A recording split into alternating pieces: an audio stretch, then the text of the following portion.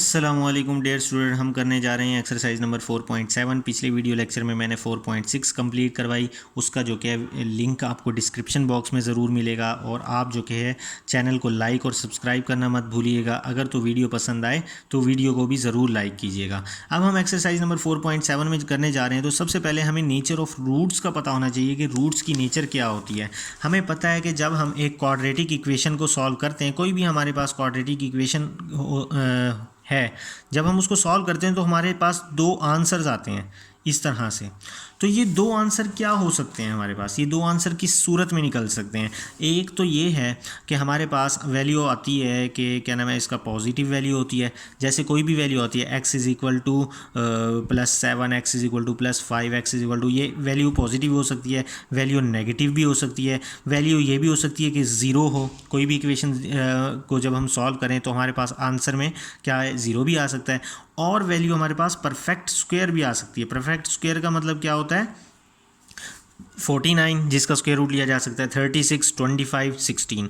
तो ये चार कंडीशंस हमारे पास आती हैं। तो सबसे पहले तो हमारे पास जो भी आंसर आता है ना वो होता है अनइक्वल। जैसे जब हमारे पास परफेक्ट स्क्वायर निकलता है, हमारे पास आता है x square is equal to 49। तो एक्स किसके इक्वल आता है? +-7। तो मतलब कि +7 और -7, तो ये दोनों आपस में इक्वल नहीं है।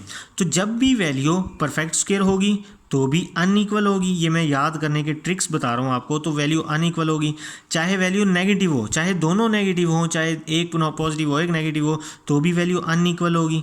क्योंकि यहाँ पे हमारे पास दो आंसर्स आते हैं, जो दो आंसर आते हैं वो इक्वल नहीं होते, तो भी हमारे पास अनइक्वल होगी। ये पॉजिटिव है तो भी हमारे पास अनइक्वल होगी। तो ये बात आपने ज़रूर याद रखनी है। जब ज़ीरो होगी तो इक्वल होगी।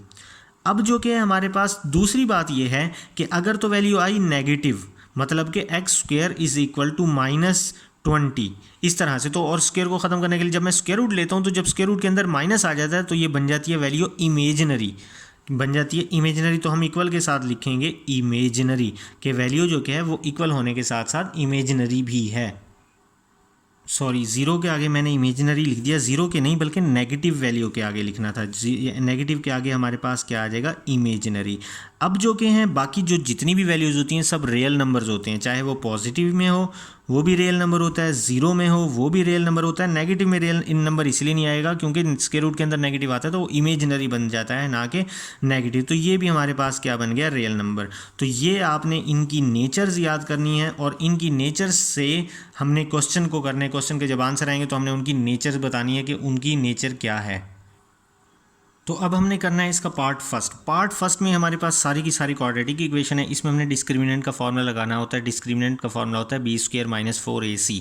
तो उससे हमने सारों के आंसर निकाल लेने हैं, उसकी वो बतानी है नेचर। तो यहाँ पे मैंने लिख लिए हैं, बिल्कुल ईजी से हैं। ये इक्वेशन है, यहाँ पे डिस्क्रिमिनेंट का फॉर्मूला लगाना है, वैल्यू पुट करनी है। एक्स के साथ वाली b होती है, एक्स के साथ वाली a होती है। b² - 4ac से इसका आंसर निकाला, इसका भी निकालिए। इन चारों क्वेश्चन के मैंने आंसर निकाल लिए। अब हम देखते चेक करते हैं ये आंसर्स क्या हैं।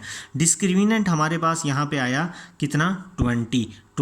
ये पॉजिटिव है वैल्यू, लेकिन ये परफेक्ट स्क्वायर नहीं है लेकिन है पॉजिटिव। तो पॉजिटिव में मैंने क्या कहा था? अनइक्वल और रियल होंगे। तो आपने कहना है roots are unequal and real. तो अब यहाँ पे हमारे पास जो डिस्क्रिमिनेंट का आंसर आया वो 1 आया। तो 1 भी जो कि है पॉजिटिव है, ठीक है। तो जब ये हमारे पास पॉजिटिव है तो ये पॉजिटिव, अनइक्वल और रियल। तो यहाँ पे भी जो कि हमारे पास अनइक्वल और रियल। तो अब जो कि हमारे पास जो नेक्स्ट पार्ट है वो ये है। इसमें हमारे पास जो आंसर आया वो आया 17, ये भी पॉजिटिव है। तो यहाँ पर ये सारे के सारे जो कि हमारे पास आ जाएंगे अनइक्वल और रियल। ये चौथा पार्ट है, ये है हमारे पास आंसर 0 आया। तो 0 में मैंने क्या कहा था कि इक्वल और रियल। तो यहाँ पे हमारे पास क्या आ जाएगा? इक्वल और रियल। तो हमारे पास इस तरह से क्वेश्चन नंबर 1 कंप्लीट हुआ। अब हम करने जा रहे हैं क्वेश्चन नंबर 2। इसमें हमने ये बताना है कि roots of the following equation will be real, के जो इसके आंसर आएंगे वो रियल होने चाहिए। तो इसका पार्ट फर्स्ट मैंने पहले ही लिख लिया है। तो यहाँ पे मैं डिस्क्रिमिनेंट का फॉर्मूला लगाऊंगा। डिस्क्रिमिनेंट का फॉर्मूला होता है b² - 4ac। तो ये x के साथ वाली पूरी वैल्यू हमारे पास b है, तो -2 × m + 1/m। तो ये हमारे पास b का स्क्वायर -4, a की वैल्यू x स्क्वायर के साथ 1 आ गई और c की वैल्यू 3 आ जाएगी। तो माइनस का स्क्वायर प्लस होता है, 2 का स्क्वायर 4। तो यहाँ पे a + b होल का स्क्वायर लगाता हूँ मैं, a का स्क्वायर प्लस b का स्क्वायर प्लस 2, ये हमारे पास a और b। -4 3 12 आ जाएगा हमारे पास। अब जो कि हमने क्या करना है, ये 4 इस पूरी के साथ है और इसमें 12 है, तो मैं इस पूरी वैल्यू में से मतलब कि 4 कॉमन ले सकता हूँ। 4 को जब मैं कॉमन ले लूँगा तो ये 4 आ जाएगा बाहर, तो यहाँ बच जाएगा 1। तो 1 जब इससे मल्टीप्लाई होगा ये पूरी वैल्यू एज इट इज़ आ जाएगी m² प्लस 1/m² प्लस ये इससे कैंसिल हो गया, 2 आ गया, माइनस 4 के टेबल में 12 3 पे आता है तो ये 3 आ गया। तो 4 into m² plus 1/m², 2 minus 3 -1। तो 4 हमारे पास रियल नंबर है। ये 0 1 ये हमारे पास इस तरह से लाइन होती है, दरमियान में 0 होता है, इस तरफ सारी पॉजिटिव वैल्यूज़ होती हैं, +1 +2 +3, इधर नेगेटिव वैल्यूज़ होती हैं, -1 -2 -3। ठीक है, तो ये सारी रियल नंबर होते हैं। तो 4 रियल नंबर है, 4 के साथ जो भी मल्टीप्लाई होगा तो ये पूरा रियल नंबर बन जाएगा। तो हमने ये प्रूव कर दिया कि हमारे पास हमारा जो आंसर आया था वो रियल है। अब हम करेंगे इसका सेकंड पार्ट। अब ये मैंने सेकंड पार्ट इसका लिख लिया है, तो हमने इस पे डिस्क्रिमिनेंट का फार्मूला लगा देना है, वो होता है b² - 4ac। तो x के साथ वाली वैल्यू हमारे पास b होती है, तो ये b² - 4a x² के साथ वाली a होती है, और c ये जो बगैर x के हो वो c होगी। तो इसका फार्मूला खोल लेंगे, a² plus b² minus 2ab minus 4। जब b a को मल्टीप्लाई करवाएंगे a b बन जाएगा, b को b से करवाएंगे b² बन जाएगा, c को a से करवाएंगे a c बन जाएगा, माइनस माइनस प्लस c को b से करवाएंगे हमारे पास b c बन जाएगा। तो c² plus a² minus 2ac minus 4 को अंदर मल्टीप्लाई करवा देंगे, minus minus plus 4b² minus minus plus 4ac minus plus minus 4bc। तो इस तरह से ये इक्वेशन बनेगी हमारे पास। अब जो कि है c² plus a² minus 2ac plus 4ac, ये बनेगा हमारे पास प्लस 2ac।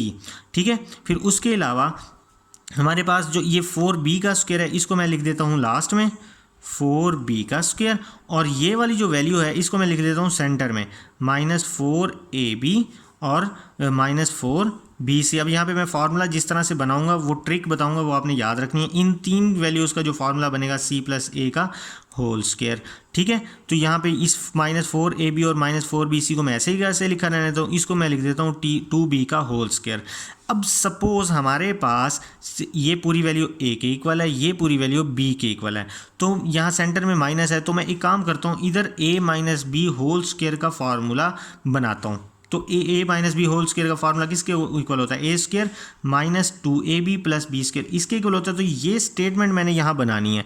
a की वैल्यू हमने c प्लस a ली, b की वैल्यू 2b ली। देखें a का स्क्वायर पहले a का स्क्वायर होता है, तो मैंने a का स्क्वायर बनाऊंगा, c प्लस a का होल स्क्वायर, माइनस 2a है, a हमारे पास c प्लस a आ गया, और फिर आगे b है, यहाँ पे b है तो b की जगह क्या आ जाएगा 2b, फिर आगे प्लस b² है प्लस b मतलब 2b का स्क्वायर। अब जब मैं इस पूरे स्टेप को सॉल्व करूंगा तो ये वाला स्टेप सेटिस्फाई होगा। कैसे, ये वाली एज इट इज़ आ जाएगी। जब मैं इसको सॉल्व करूंगा ये स्टेप सेटिस्फाई होगा। कैसे, ये 2b को 2 से मल्टीप्लाई करूंगा तो ये हो जाएगा 4b, तो इस 4b को जब c से मल्टीप्लाई करूंगा 4bc, ये बना हमारे पास 4bc, ये माइनस तो माइनस का बना।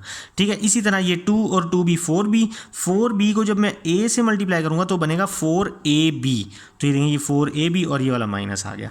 तो कहने का मतलब ये पूरा फार्मूला, ये मैंने एक ट्रिक बताई है, आपने क्या करना है, इसको फार्मूले को क्लोज करना है। तो अब ये बना a का square minus 2ab plus b का स्क्वायर, ये किसके इक्वल हो जाएगा, ये a माइनस b का होल स्क्वायर। तो ये हमारे पास जो कि इसके साथ 1 है, तो 1 रियल नंबर होता है, तो इसी के साथ हमारा प्रूव हुआ कि ये हमारे पास रियल है। तो यही हमने प्रूव करना था। अब हम करने जा रहे हैं क्वेश्चन नंबर 3। इसका जो पार्ट फर्स्ट है ये है, इसमें हमने बताना है इक्वेशन क्या होनी चाहिए, रेशनल होना चाहिए। जो हम आंसर निकालें वो हमारे पास रेशनल होना चाहिए। रेशनल क्या होता है मैं बताऊंगा। अब जो क्या है डिस्क्रिमिनेंट का जो फार्मूला होगा वो हम लिख लेंगे b² माइनस 4ac। तो b है हमारे पास माइनस p, तो ये b का स्क्वायर माइनस 4, a की वैल्यू है हमारे पास p प्लस q और c की वैल्यू है माइनस q। तो जब मैं इसको सॉल्व करूंगा माइनस का स्क्वायर प्लस हो जाएगा, ये माइनस माइनस प्लस 4q, इस q को इसके साथ लिखा तो हमारे पास बना p प्लस q। तो इसको जब मैं मल्टीप्लाई करूंगा 4pq हो जाएगा, प्लस 4q को q से करेंगे 4q का स्क्वायर, तो p² प्लस 4pq, इसको मैं लिख देता हूँ 2q का होल स्क्वायर। तो ये हमारे पास p प्लस 2q का होल स्क्वायर कंप्लीट हुआ। देखें a का स्क्वायर, फिर b का स्क्वायर, फिर 2 ये a और ये b, ये कितना हो जाएगा 2 टू द 4pq, तो ये 4pq, मतलब इसको क्लोज किया तो हमारे पास ये बना। तो ये जब परफेक्ट स्क्वायर बने तो हम इसको कहते हैं कि ये हमारे पास रेशनल है। यही हमने प्रूव करना था।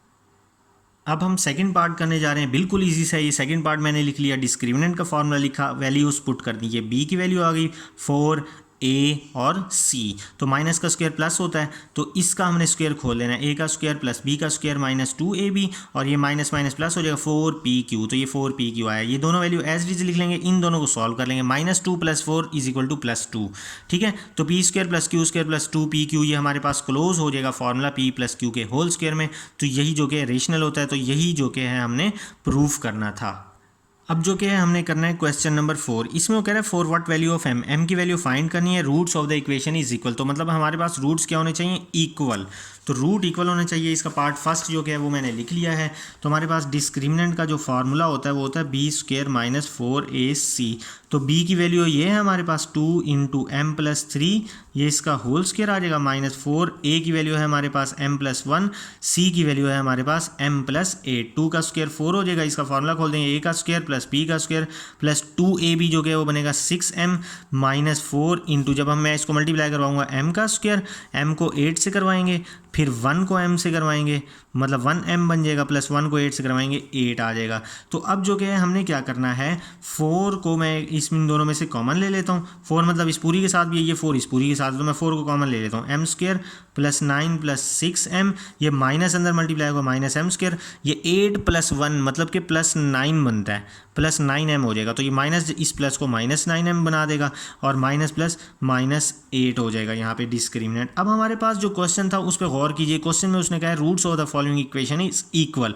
तो मैंने आपको समझाया था कि रूट्स इक्वल कब होंगे, इक्वल कब होंगे, जब वो डिस्क्रिमिनेंट 0 होगा। डिस्क्रिमिनेंट 0 होगा तो रूट्स इक्वल होंगे। तो आपने कहना है बाय गिवन कंडीशन, सवाल में दी गई शर्त के मुताबिक, सवाल में उसने कहा रूट्स क्या है, इक्वल होने चाहिए। तो रूट्स जब इक्वल होते हैं तो डिस्क्रिमिनेंट 0 होता है। तो डिस्क्रिमिनेंट की जगह मैं यहाँ 0 पुट कर दूंगा, तो 0 = ये m² - m² से कैंसिल, 6m - 9m -3m हुआ। ठीक है, 9 - 8 1 बचा, और ये 4 चूंकि मल्टीप्लाई हो रहा है, इधर 0 से आके डिवाइड होकर 0 हो जाएगा।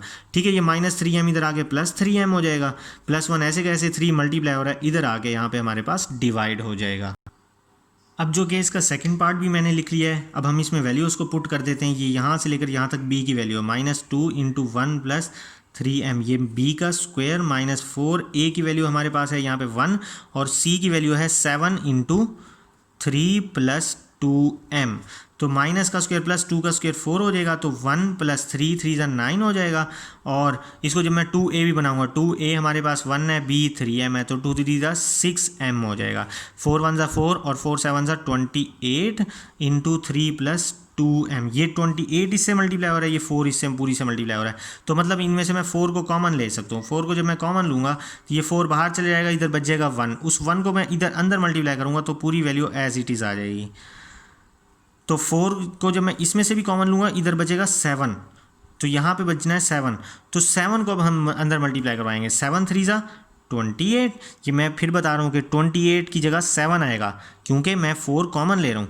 तो यहाँ पे हमारे पास 4 के टेबल में 28 आता है, 7। अब 28 की जगह है हमारे पास 7, तो 7 को जब हम अंदर मल्टीप्लाई करवाएंगे, 7 3 = 21, माइनस प्लस माइनस 7 2 = 14m। फिर वही बात है, बाय गिवन कंडीशन डिस्क्रिमिनेंट = 0, क्योंकि रूट्स जो के हैं वो इक्वल हैं। तो यहाँ पे हम 0 पुट करेंगे, 4 मल्टीप्लाई हो रहा है, इधर आके डिवाइड हो जाएगा, 1 + 9m का स्क्वायर + 6m -21 -14m, ये हमारे पास एज इट इज़ आ गया। अब हमने क्या करना है, इसको सॉल्व करना है।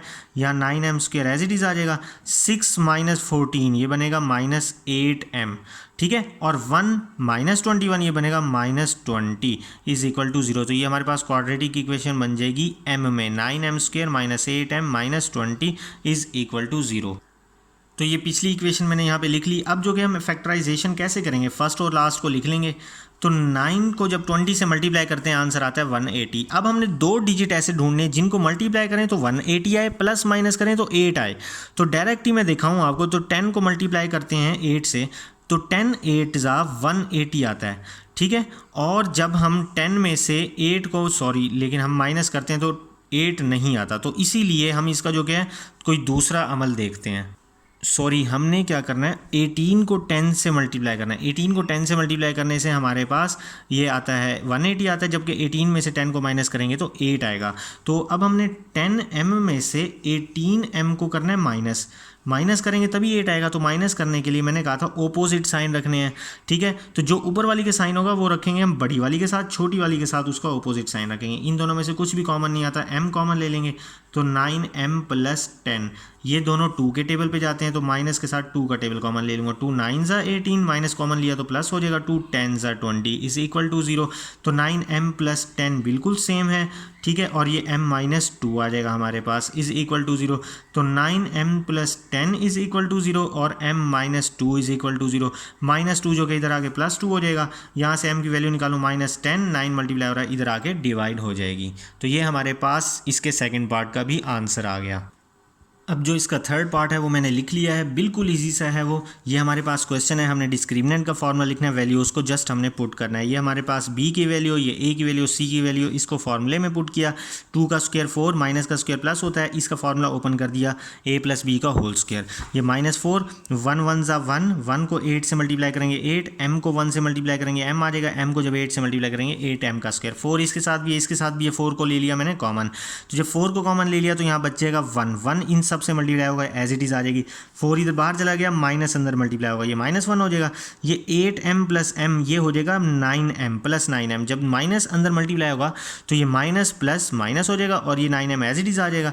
ये माइनस प्लस माइनस, ये 8m² एज इट इज़ आ गया। अब हमारे पास हम देखते हैं कि गिवन कंडीशन क्या है, रूट्स इक्वल है तो इसका मतलब डिस्क्रिमिनेंट 0 के इक्वल है। तो यहाँ पे 0 पुट कर देंगे हम। तो ये 4 मल्टीप्लाई हो रहा है, इधर 0 से आके डिवाइड हो जाएगा। तो अब हमारे पास ये बचा 9m² - 8m²। 9 में से 8 माइनस करेंगे तो 1 बच जाएगा और 6 - 9, 6m - 9 ये क्या बचेगा -3m।